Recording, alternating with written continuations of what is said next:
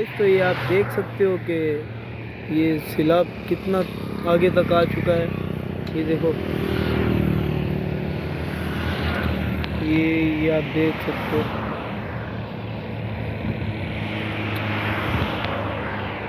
ये देखो आप, है ये कितनी दरिया ने शिद्दत हो की हुई है।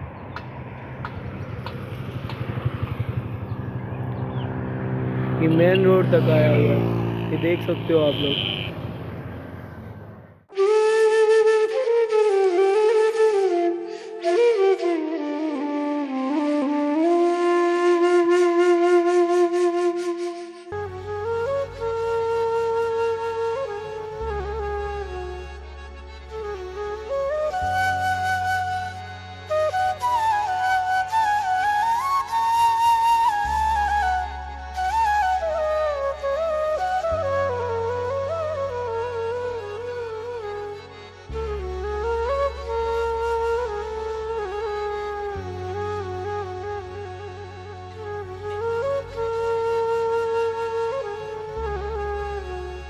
इस साइड पे थोड़ा सा पानी कम आया है, लेकिन आया है।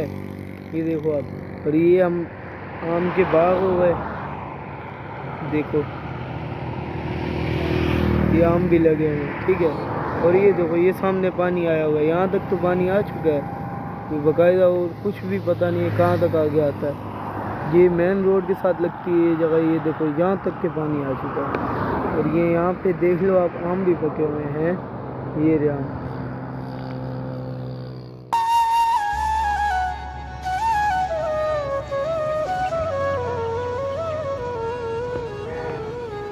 ऐसा लगता है जैसे सूरज दरिया में